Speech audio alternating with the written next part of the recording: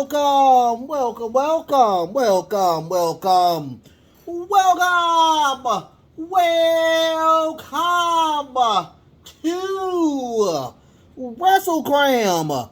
This is your boy, the host with the most, but humble. And I do mean humble.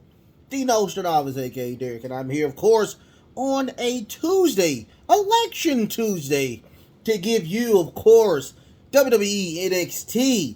First and foremost, thank you so much for being a part of the show. If you're watching it today, you're watching it tomorrow, you're watching it next week, I truly do thank you from the bottom of my heart to the depths of my loins. I truly do thank you. Without you guys, it truly wouldn't be me. And I truly mean when I say humble, I'm truly humbled every single time I do this or whatnot.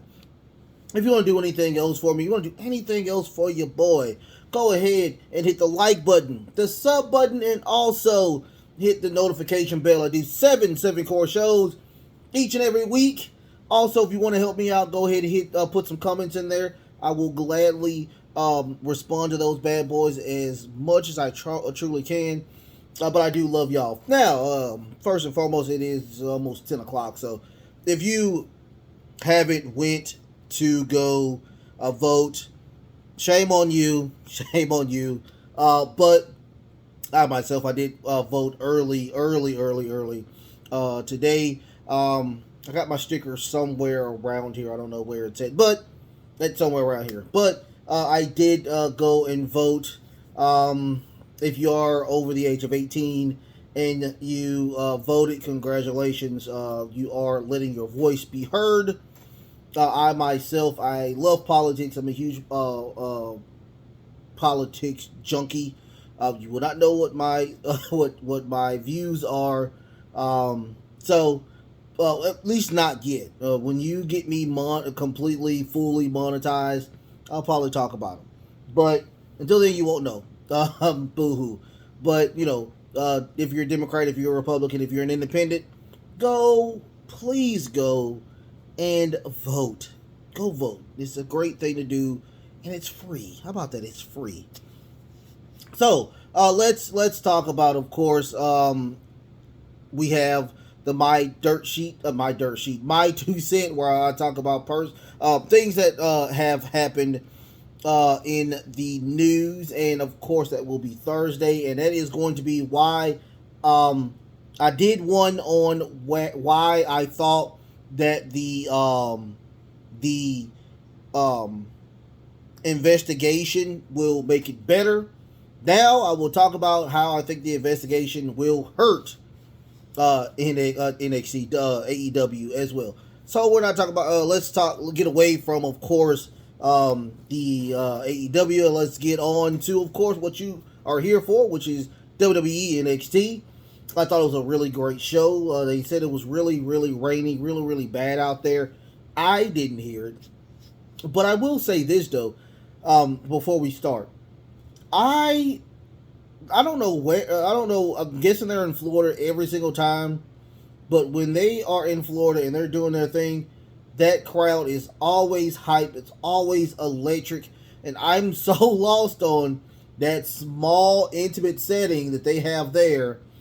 And when they do it at, of course, when they have Raw, it is just dead. Like, I'm so lost on what the issue is.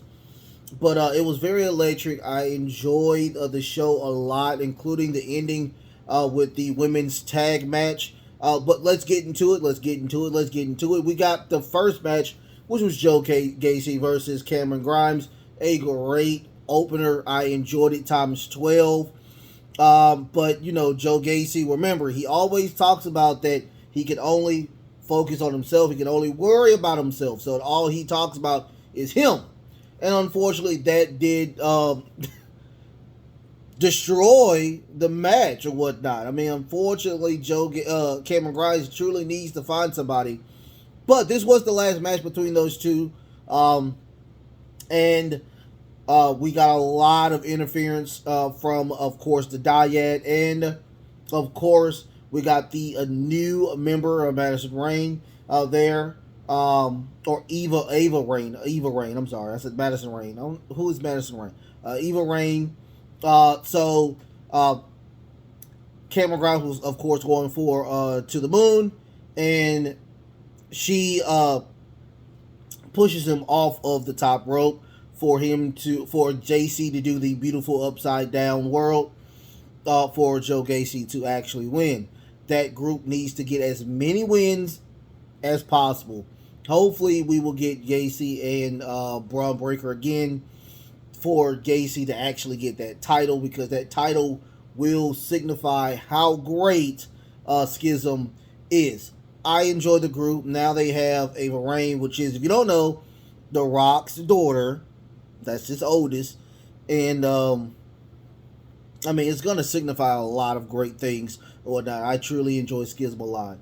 After that, we got Nathan Frazier. He's coming out of the hospital, and him and Axiom are talking about that he is going to be out of commission for another couple of weeks due to the match at Halloween Havoc. Now, J.D. McDonough is trying to plant the seed in Axiom and Nathan to kind of not be friends, because they're really, really best friends. And that didn't happen. And so JD is now having beef with Axiom. They will have a match later on today. I thought that was very interesting. The one thing that I do like about NXT is that they have that old school feel of when Impact was doing kind of their backstage videos. I think they're pretty cool. I enjoy them or whatnot. I don't know about y'all, but I really liked it, Impact, when they did have the you didn't know the camera was there and they were just doing a promo. I thought that was pretty cool. So after that, we got the barbershop, and they are talking to, of course, where they're talking about Wes Lee, and how they did give him his props. They gave him a lot of props, but he was never pinned. Like, he never was pinned to lose a title. And they do talk about, Carmelo and, of course, Trick Williams. They talk about that he was never pinned, which is absolutely true. Of course, if you count the Solo, which was not a sanctioned match. But they also talk about that he's going to be a paper or a transitional champion. In 2 weeks, they will have a match between Wesley and Carmelo Hayes. And for next week, they will have a contract signing to signify that they will have a match for in 2 weeks. After that, we got some poem or whatnot from a guy named Scripps or whatnot. I don't know. I guess he's a new person that's coming in. After that, we got Sol Ruka versus Elektra Lopez. She has came back. I'm guessing Elektra Lopez was the young lady that was with El Gato Fantasma. I think that was, but I might be wrong. It was a very decent match. I am really starting to feel Solo Ruka.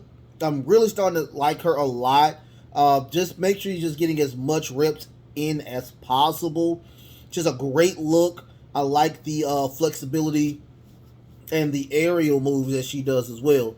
Just give her a little bit more time, give her a little bit more on the mic, and we'll figure out what's going on, all right?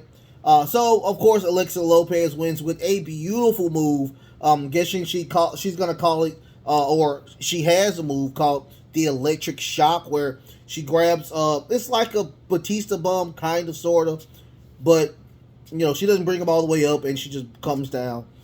Really nice move. She does win with that move, but Indy Hartwell comes out to attack Alexa Lopez. She is upset over, of course, what happened last week when Indy won against, of course, Ruka. So she's, I guess, turning heel. A lot of people turning heel on this episode of NXT.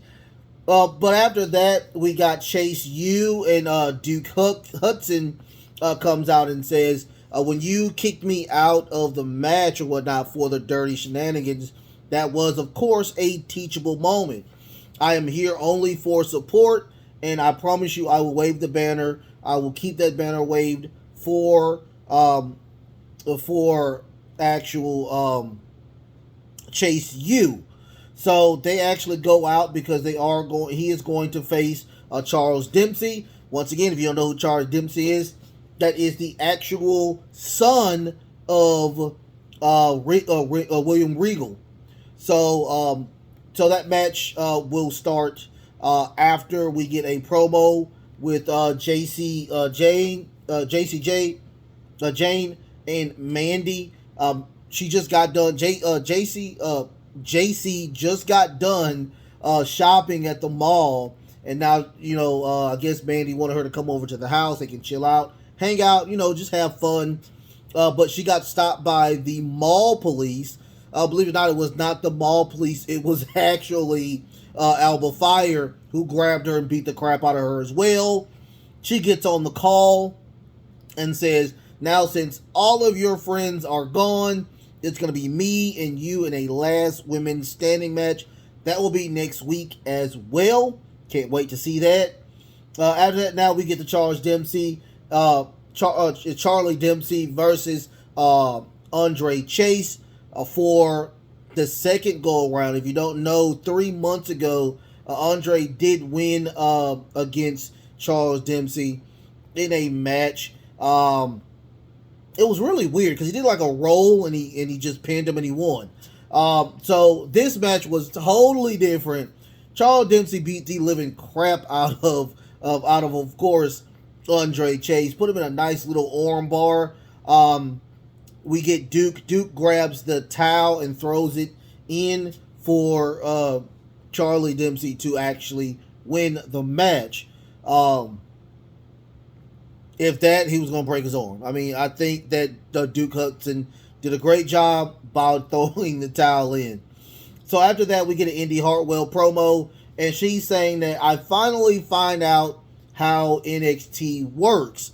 And it's all about me. It should be all about me. I am going to put all my chips on me now. It is no longer a tag team. I need to focus on only one thing, and that is the title, of course. There's nothing wrong with that.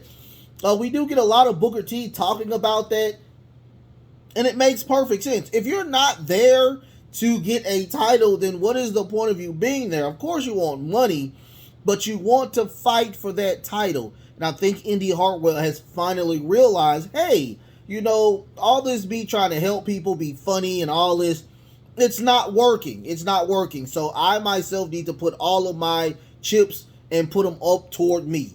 And I can't be mad at her for doing that. Great job to Indy Hartwell. Is she a tweener now? I would think so. In that little spectrum, I would think she's a tweener now. So we do get the Hindley, Briggs, and Jensen for that little letter that they got last week. Miss Kiana James walks into the bar and offers another bigger check for the bar. Apparently, Kiana wants to make the bar into a high-rise apartment complex. But Hindley's like, no, this is my bar. I've been raised in this bar. My dad had it. I was actually, I'm just not going to give it up. Too many memories, anything. So Kiana's like, well, okay, cool, I got you. Y'all are trash. And they go away. We will see more about this. I don't know what happened with the Kiana taking over Chase University. But they went to the bar now. So I'm really lost that she went from that to from Chase University to the bar. Nothing went forward with that. So I don't know if they just cut that off, or they just forgot about it and just went to the bar now. that is a head scratcher to me. I don't know what happened with that. But we did get Hank Walker. Hank Walker is back versus, of course, Stax Lorenzo. And with the Dunn, I love the Dunn. I love the Dunn. D'Angelo, of course. This match, a lot of offense from Hank this go around. But he's still a little green. I can see a lot. Most of his moves are literally just throwing his opponent around. And does he look like who does he look like to me? He looks like old boy from Grown Ups, not Grown Ups, Superbad, the cop.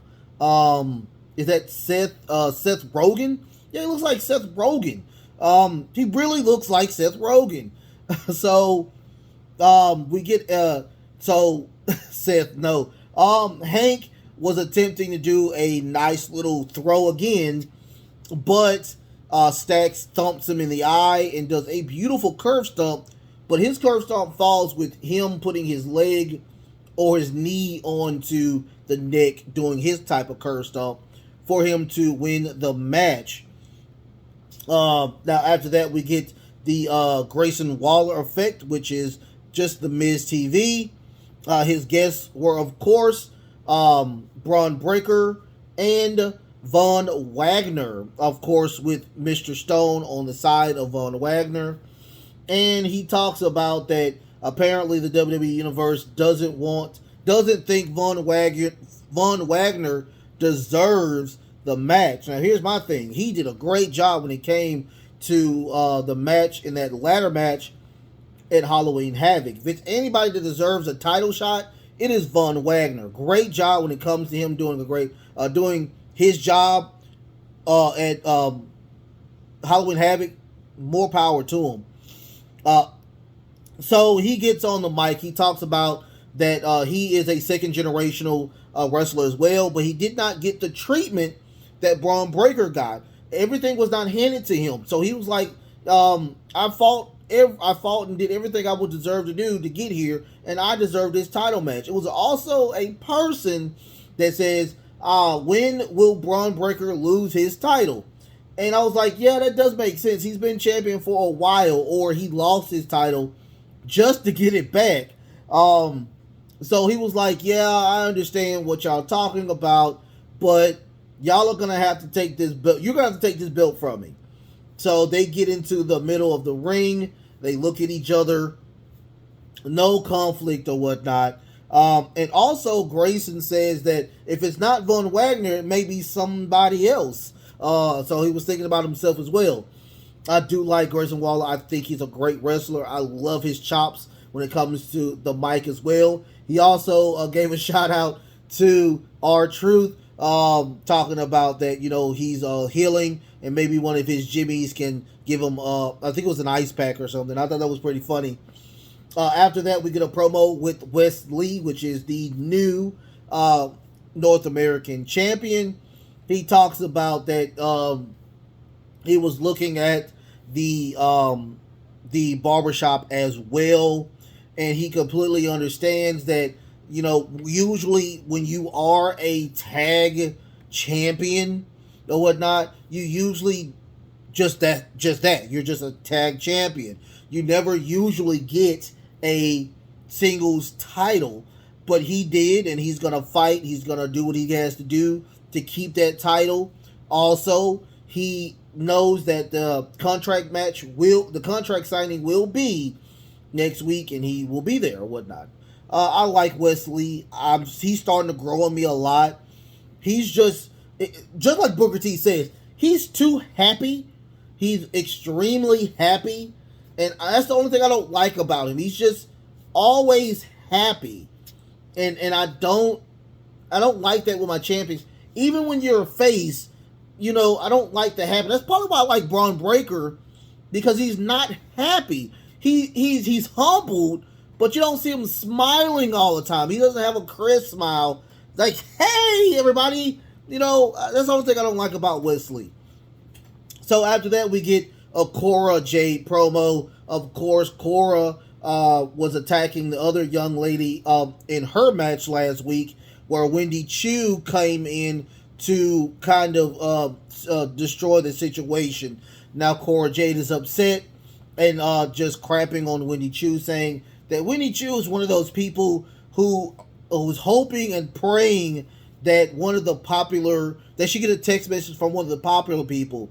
She wants to be on the popular table, but she knows deep down inside she does not deserve to be part of the cool table.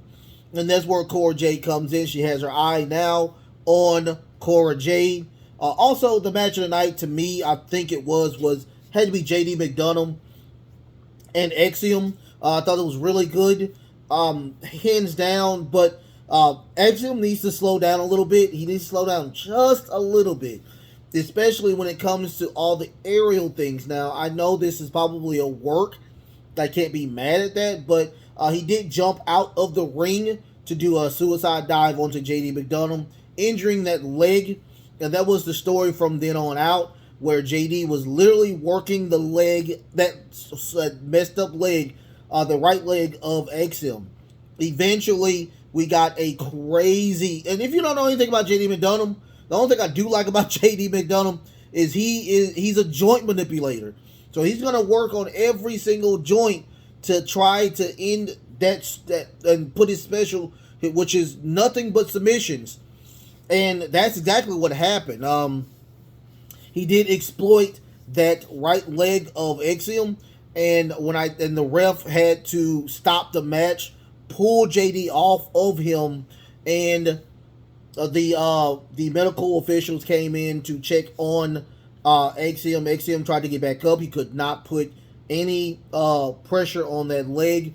So we did get a winner, and that winner was, of course, JD McDonough. He gets on the mic and he says, the person due to the ref stoppage, JD McDonough is the winner. After that, JD does get on the mic and he says, that is a strain. That's because I was being nice. They said he's putting everybody, of course, who is in the locker room on notice, including, of course, Apollo Crews. He is specifically looking for Apollo Crews, and that's what's probably going to happen at the new premium event. I'm not going to say pay-per-view anymore. It's premium events. That's what it is. Go Astros. So, after that, we get the Brutus. We get the Brutus versus Damien Kent. Finally, that 5-minute match. Brutus destroys this guy. Destroys him. Literally destroys him. We do get a little bit of offense from Damien. He does grab a chair, but Brutus takes that away from him.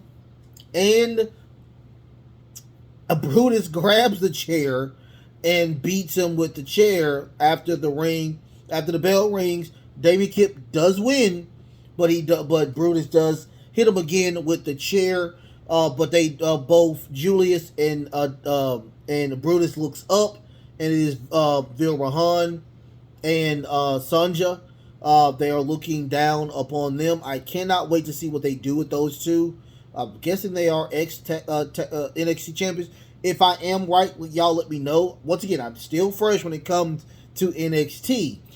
Also, I forgot to put the Twitter information on, where they are talking to Apollo, and he is in Nigeria, and they are looking for new members of the NXT to join them from Nigeria. But he does say that he will be the next NXT champion, but he is in Nigeria and he's recruiting members in Nigeria. So after that, we get an Indy Hartwell and Roxanne Perez promo, where Roxanne is saying, "You kind of different now," and Indy's like, "Well, I'm not different.